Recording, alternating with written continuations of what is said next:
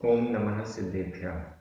जीवमजीवम तौद्वं जिणवरवसहीन जीर्णनिर्दिष्टं देवेन्दविन्दवन्दं वन्दे तं सर्वदा शिरसा। बोलिए श्री खजानन शांतिनाथ भगवान की जय। आचार्य श्री नेमिचंद्र सिद्धांती देव की जय। हम सभी बड़े सौभाग्यशाली हैं जो हमें आचार्य नेमिचंद्र सिद्धांती देव का महान ग्रंथ द्रव्य संग्रह के अध्ययन का अवसर मिल रहा है। यह ग्रंथ निश्चित रूप से जैन धर्म और दर्शन के समस्त तत्वों को अपने अंदर समाहित किए हुए है। आज हम गाथा क्रमांक 37 का अर्थ देखेंगे। इस गाथा में मोक्ष तत्व का वर्णन है। द्रव्य मोक्ष क्या होता है, भाव मोक्ष क्या होता है, ये सब हमें इस गाथा के द्वारा स्पष्ट हो सकेगा। गाथा क्रमांक 37 उच्चारण। सवस्स, सवस्स आधा वा पूरा वा, आधा सा पूरा सा, सवस्स। कम्मणो आधा मा पूरा मा, कम्मणो जो खय हेदु, दाम में बड़े ऊ की मात्रा है, खय हेदु। अपणो, अपणो आधा पा पूरा पा, अपणो हु। परिणामो, परिणामो णेयो, णेयो स। भाव मुखो, भाव मुखो आधा का ख। दव्व विमुखो, दव्व विमुखो य। कम्म पुह भावो, कम्म पुह भावो। सवस्स कम्मणो जो, सवस्स कम्मणो जो। खय हेदु अपणो परिणामो, खय हेदु अपणो परिणामो। णेयो स्वभाव मुखो, णेयो स्वभाव मुखो। दव्व विमुखो यकम्म पुह भावो, दव्व विमुखो यकम्म पुह भावो। बहुत सरल और बड़ी अच्छी गाथा है। भावमुखो, दव्व विमुखो, ये दोनों शब्द आपको दिखाई दे रहे हैं। भावमुखो, भाव मोक्ष। मुखो, मुखो का अर्थ है मोक्ष। भाव, भाव मुखो, भाव मोक्ष। और दव्व विमुखो, द्रव्य विमुखो, मोक्ष, द्रव्य मोक्ष। विमुखो बी विशेष रूप से, इस अर्थ में बी यह उपसर्ग जुड़ गया है। दव्व विमुखो, द्रव्य मोक्ष, भाव मोक्ष और द्रव्य मोक्ष यहां पर बताया गया है। द्रव्य विमुखो यकम्म पुह भावो, ये चौथा चरण द्रव्य मोक्ष का कारण है। द्रव्य मोक्ष की परिभाषा है और इसके पहले के 1, 2 और 3 नंबर चरण में भाव मोक्ष को परिभाषित किया गया है। चलिए, सवस्स कम्मणो जो खय हेदु। सवस्स, सवस्स सर्व के, सवस्स सर्व के। कम्मणो कर्म के, सर्व कर्मों के, सर्व कर्म के, समस्त कर्म के।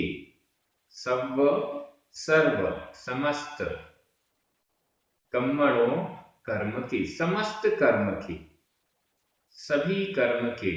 अब यहां वैसे तो कर्म बहुवचन में है तो सभी कर्मों के हम हिंदी में ऐसा बोलेंगे, लेकिन कर्म को यहां समूह रूप से रख दिया गया है, इसलिए एक वचन का प्रयोग भी यहां किया गया है। सवस्स कर्मणो, समस्त कर्म के, जो, जो का मतलब जो, क्षय हेतु, क्षय क्षय नष्ट होना, इसको कहते हैं क्षय। हेतु हेतु हेतु मतलब कारण। समस्त कर्म के क्षय का जो हेतु है, क्षय हेतु, क्षय का हेतु जो अपणों परिणाम, इसको ले लीजिए, जो अपणों परिणामों, जो अपणों आत्मा का, अपणों आत्मा का, अपणों अपना, परिणामों परिणाम, भाव, क्षय हेतु समस्त कर्म के क्षय का हेतु है, जो अपणों परिणामों, जो आत्मा का परिणाम, समस्त कर्मणों सभी कर्म के, समस्त कर्म के क्षय हेतु, क्षय का हेतु है, नाश का कारण है। णेयो स भाव मुक्तो, स यानी वह, भाव मुक्तो भाव मोक्ष, णेयो जानना चाहिए। एकदम सिंपल, णेयो जानना चाहिए। णेयो यह विधि कृदंत का अनियमित प्रयोग है। द्रव्य संग्रह में हमने देखा णेयो णेया, कई बार ये प्रयोग आया है विधि कृदंत का, और यही प्रयोग आया है।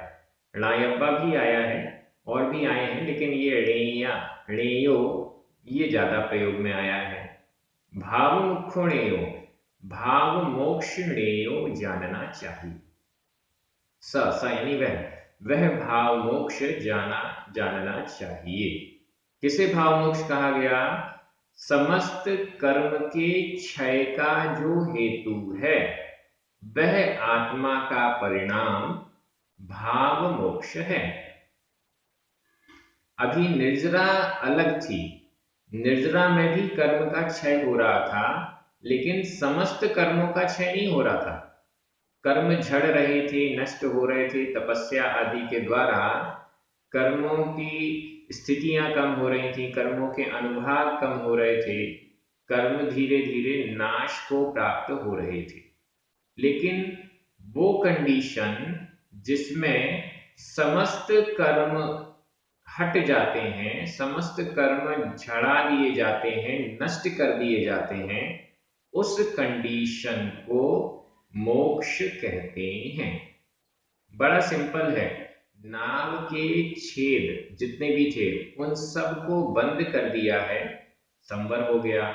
जो पानी भरा हुआ है उसको बाहर निकालने का काम शुरू कर दिया, निर्जरा हो गई। और बाहर निकालते निकालते जब नाव में से पूरा पानी बाहर निकल गया, कुछ भी पानी शेष नहीं बचा, तो वह मोक्ष अवस्था हो गई। जब आत्मा से समस्त कर्म, जितने भी कर्म हैं जो चिपके हुए हैं, बंधे हुए हैं, वो सारे के सारे कर्मों को नष्ट किया जाता है, झड़ा दिया जाता है, हटा दिया जाता है, उस अवस्था का नाम मोक्ष है। जिन भावों से ये होता है वह भाव मोक्ष है, और जो यह प्रोसेस है कर्मों का अलग हो जाना, वो द्रव्य मोक्ष है। ऐसा हमको समझना है। द्रव्य मोक्ष के लिए यहाँ पर लिखा है दव्य विमुखो, य यानी और, दव्य विमुखो द्रव्य मोक्ष। द्रव्य मोक्ष क्या है? कम पुह भावो, कम कर्म, पुह पृथक, भावो भाव, कर्म का पृथक भाव, कर्म का पृथकपना, कर्म का अलग होना, समस्त कर्मों का अलग हो जाना। एक भी कर्म अगर बंधा हुआ है तो वह द्रव्य मोक्ष नहीं कहलाएगा, वह मोक्ष नहीं कहलाएगा।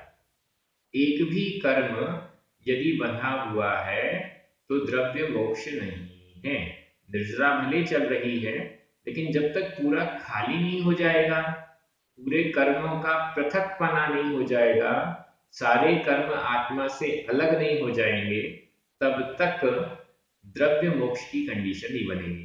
तो यहाँ पर स्पष्ट है, कम पुह भावो, कम कर्म का पुह यानी पृथक भाव, पृथकपना, अलग हो जाना, कर्मों का अलग हो जाना, यह द्रव्य मोक्ष है। कर्मों के, समस्त कर्मों के अलग हो जाने के पीछे जो भाव है, जिन भावों के कारण, आत्मा के जिस परिणाम के कारण यह होता है, उसे भाव मोक्ष कहते हैं। अब यहाँ पर जो भाव मोक्ष है और द्रव्य मोक्ष है, इसकी कंडीशंस अलग अलग हो गई। भाव मोक्ष पहले हो जाता है और द्रव्य मोक्ष बाद में होता है, ठीक है ना। भाव मोक्ष अलग हो जाता है और द्रव्य मोक्ष अलग हो जाता है। 13वां गुण स्थान जिसमें अरिहंत अवस्था प्रकट हो गई, यह 13वां गुण स्थान भाव मोक्ष तो कह दिया जाता है, लेकिन अभी समस्त कर्मों का क्षय नहीं हुआ, द्रव्य मोक्ष नहीं हुआ। 14वें गुण स्थान के अंतिम समय में समस्त कर्मों का क्षय होता है, द्रव्य मोक्ष होता है, और फिर इसके बाद सिद्ध अवस्था प्रकट हो जाती है। तो द्रव्य मोक्ष तो 14वें गुण स्थान के अंतिम समय में हो रहा है, लेकिन किन भावों से वो द्रव्य मोक्ष होता है? वो भाव प्रारंभ हो जाते हैं 12वें गुण स्थान के अंत में ही। 12वें गुण स्थान के अंतिम समय में ही भाव मोक्ष वाले जो भाव हैं वो आत्मा के प्रकट हो जाते हैं। इसलिए 13वां गुण स्थान भाव मोक्ष का है, ऐसा कहा जाता है। जो अरिहंत अवस्था है उसको भाव मोक्ष कह देते हैं, कहा जाता है। अरिहंत अवस्था भाव मोक्ष की अवस्था है और सिद्ध अवस्था द्रव्य मोक्ष की अवस्था है, ऐसा आचार्यों ने वर्णन किया है। ये थोड़ा सा डिफरेंस, जब हम भाव निर्जरा और द्रव्य निर्जरा वगैरह देख रहे थे तो इसमें तो क्या हो रहा था, साथ ही साथ हमें दिख रहा था। जिन भावों से निर्जरा हुई वो भाव निर्जरा, तो वो द्रव्य निर्जरा और भाव निर्जरा दोनों साथ में दिख रहे थे। लेकिन यहाँ पर द्रव्य मोक्ष और भाव मोक्ष में बहुत ज्यादा टाइम का डिफरेंस भी हमारे सामने आ गया। उसका कारण ये है कि अरिहंत बनने के बाद ऐसा कोई स्पेशल भाव, स्पेशल पुरुषार्थ होता नहीं है। जो स्पेशल पुरुषार्थ किया, मैक्सिमम पुरुषार्थ की लिमिट, वो 12वें गुण स्थान के अंत में पूर्ण हो गया। सबसे ज्यादा पुरुषार्थ जो आत्मा करती है मोक्ष के लिए, वो छपक श्रेणी में होता है। वो पुरुषार्थ कैसा है वो हमें नहीं पता, क्योंकि आत्म ध्यान की वो चरम अवस्था है। उस चरम अवस्था को प्राप्त करते हुए 12वें गुण स्थान के अंतिम समय में 4 घातिया कर्मों का नाश हो जाता है। ज्ञानावर्णी, दर्शनावर्णी, मोहनीय और अंतराय, ये चारों घातिया कर्म नष्ट हो जाते हैं। वैसे मोहनीय कर्म तो पहले ही नष्ट हो जाता है, 10वें गुण स्थान के अंतिम समय में मोहनीय कर्म नष्ट हो जाता है और 12वां गुण स्थान क्षीण मोह प्रारंभ हो जाता है। अब इस क्षीण मोह गुण स्थान के भी अंतिम समय में शेष 3 घातिया कर्म, ज्ञानावर्णी, दर्शनावर्णी और अंतराय, ये भी नष्ट हो जाते हैं।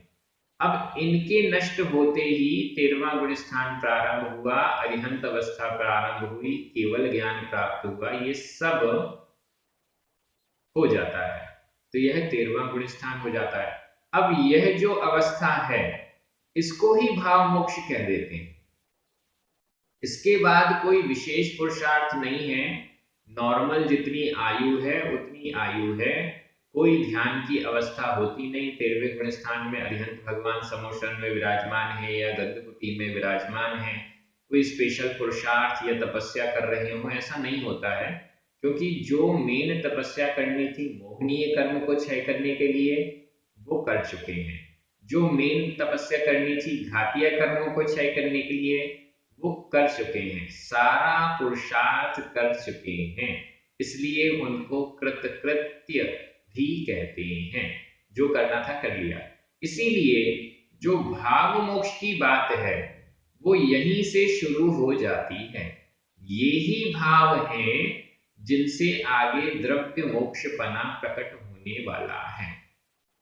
इसलिए संपूर्ण 13वें गुण स्थान आदि को और इससे ऊपर की कंडीशन को भाव मोक्ष कह दिया जाता है, कहा जाता है।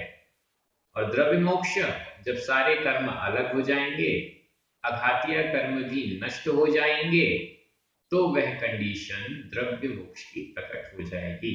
इस दृष्टि से सामान्य रूप से अरिहंत अवस्था को भाव मोक्ष और सिद्ध अवस्था को द्रव्य मोक्ष कहते हैं।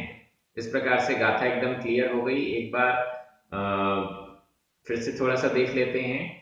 जो अपनो परिणामो, जो आत्मा का परिणाम, सर्वस्व कर्मणो, सर्व कर्म के क्षय हेतु, क्षय का हेतु है, क्षय यानी नाश का हेतु है। सभाव मुक्णेयो, वह भाव मोक्षणेयो जानना चाहिए। यह और कर्म को भाव, कर्म का पृथक भाव, कर्म का अलग होना, द्रव्य विमुखो, द्रव्य मोक्ष है। अब मोक्ष जो है वो दोनों का हुआ है। देखिएगा, मोक्ष दोनों का हुआ है, दोनों लोग अलग अलग हुए। कौन दोनों? जीव भी और कर्म भी। कई लोग कहते हैं कि कर्म का मोक्ष होता है, कर्म की मोक्ष की ये अवस्था है। तो ये द्रव्य मोक्ष जो है वो दोनों तरफ से हुआ है, दोनों अलग हो गए।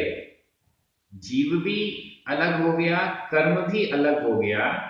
जीव और कर्म जो बंधे हुए थे ये दोनों आपस में छूट गए। पर पदार्थ, कर्म के लिए जीव पर पदार्थ था और जीव के लिए कर्म पर पदार्थ था। दोनों जीव और कर्म पर पदार्थ से छूट गए। इस अवस्था को द्रव्य मोक्ष कह दिया गया। लेकिन और ध्यान से देखें तो कर्म का मोक्षपना अलग क्वालिटी का है, जीव का मोक्षपना अलग क्वालिटी का है। जीव जब मोक्ष प्राप्त करता है तो दोबारा वह संसार में नहीं आता। जीव एक बार कर्मों के बंधन से छूट जाता है तो दोबारा उसे कर्म बंध नहीं होता। सिद्ध भगवान हैं, कोई भी कर्म बंधन नहीं होता।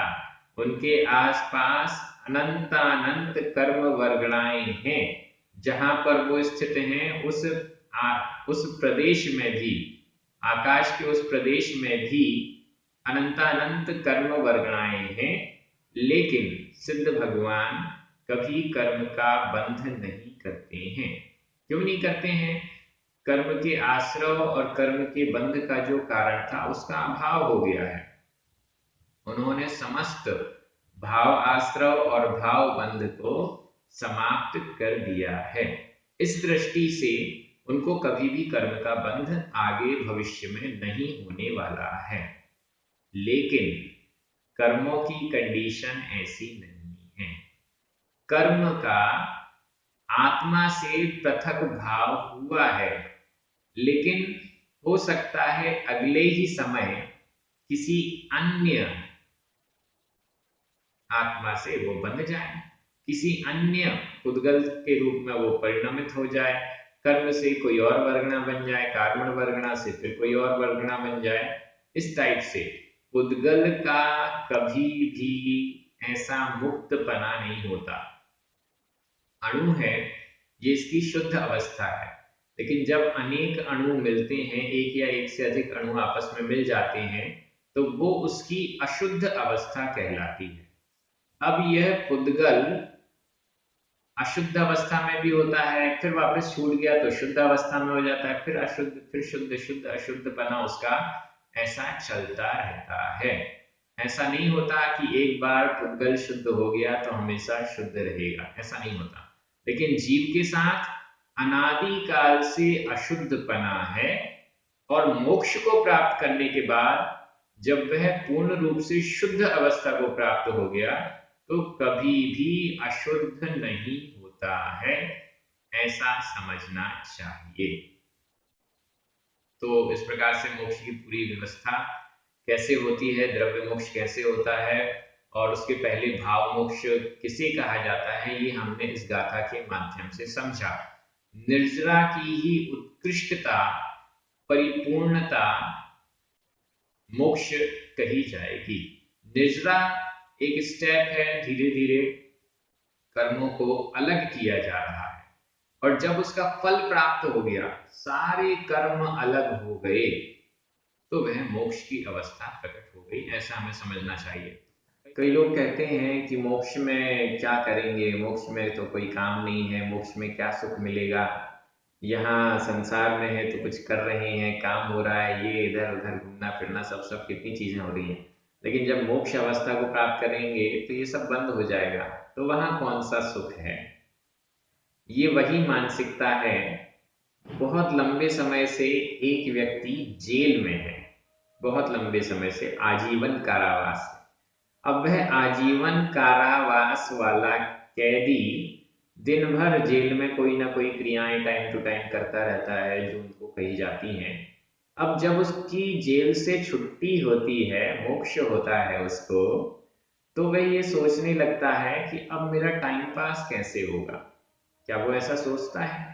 उसे तो इस बात का आनंद रहता है कि मैं अभी बंधन में था, अब बंधन से मुक्त हो गया हूं। किसी कैदी से पूछा जाए कि भैया तुमको जेल से छोड़ दें या तुम्हें जेल में ही रहना है, तो वो यही कहेगा कि मुझे जेल से छोड़ दो। क्यों? अभी मैं बंधन में हूं, मुझे मुक्त होना है। तो मुक्त होने के बाद क्या करोगे? कुछ भी करूंगा, उससे आपको क्या, बस मुझे तो जेल से छुड़ा दीजिए, संसार से छुड़ा दीजिए, संसार को छोड़ना है। संसार छोड़ने के बाद जो सांसारिक कार्य थे, जेल के कार्य थे, वो थोड़ी करेंगे। इसके बाद तो जो परम आनंद है उसका ही रसास्वाद लेंगे। मोक्ष में, मोक्ष अवस्था में अनंत सुख का भंडार है, ऐसा सुख जिसका टेस्ट भी हमें संसार अवस्था में नहीं मिल पाया है। तो इस दृष्टि से उस अनंत सुख में, अनंत सुख का अनुभव करते हैं, अनंत ज्ञान, अनंत दर्शन, अनंत सुख, अनंत वीर्य इत्यादि जो अनंतानंत गुण हैं सिद्ध भगवान के, उनका वो आस्वादन करते हैं। थोड़ा सा भी सुख जो अनंत सुख का है, उसका एक कण भी हमें अगर स्वाद के रूप में मिल जाए, अनुभव के रूप में मिल जाए, तो निश्चित रूप से हम उसको छोड़ना नहीं चाहेंगे। इस दृष्टि से ये मोक्ष की अवस्था है। गाथा का अर्थ पूर्ण हो गया है, गाथा आपको अच्छे से समझ में आ गई होगी। रिवीजन की दृष्टि से मैं गाथा का अन्वय कर रहा हूं, आपके मन में हिंदी अर्थ चलना चाहिए। जो अपनों परिणामों सर्वस्व कम्मणों क्षय हेतु स भाव मुखो णेयो या कम्मपुह भावो दव्व विमुखो। मैं हिंदी अर्थ कर रहा हूं, आपकी नजर प्राकृत शब्दों पर जानी चाहिए। जो आत्मा का परिणाम सर्व कर्म के क्षय का हेतु है, वह भाव मोक्ष जानना चाहिए। और जो कर्म का पृथकपना है, वह द्रव्य मोक्ष है। विभक्तियां देख लीजिए तो ये गाथा कंप्लीट हो जाएगी। सर्वस्व अप्पणो, कम्मणो, इन तीनों में षष्ठी विभक्ति का एक वचन है। जो, खैहेदु, अप्पणो, परिणामो, णेयो, स, भावमुखो, दब्बविमुखो, कमुको भावो, इन सब में प्रथमा विभक्ति का एक वचन है। ये सारे के सारे शब्द पुल्लिंग में हैं और प्रथमा विभक्ति के एक वचन है। अब इसमें क्या बच गया? हु, य, ये दो ही बच गए हैं। ये अव्यय हैं जिनमें कोई विभक्ति नहीं होती। णेयो, यह विधि कृदंत का अनियमित प्रयोग है। इस प्रकार से ये गाथा पूरी कंप्लीट हो गई। आप सभी बहुत अच्छे से अध्ययन कर रहे हैं द्रव्य संग्रह ग्रंथ का। एक एक शब्द समझने का प्रयास हम प्राकृत भाषा की दृष्टि से कर रहे हैं। ये एक अनूठा प्रयोग है जिसके माध्यम से हम बड़े विश्लेषणात्मक दृष्टि से इन गाथाओं को देख रहे हैं। निश्चित रूप से जो भाव आचार्य नेमिचंद्र सिद्धांती देव के द्वारा लिखते समय रहा होगा, उसको हम प्राप्त कर सकें, ऐसी हम भावना भाते हुए ये कार्य कर रहे हैं। सभी बड़े आनंदित हैं। सभी को बहुत बहुत धन्यवाद। पुण्यार्जकों को विशेष धन्यवाद। सभी को जय जिनेन्द्र। जिनवाणी माता की जय।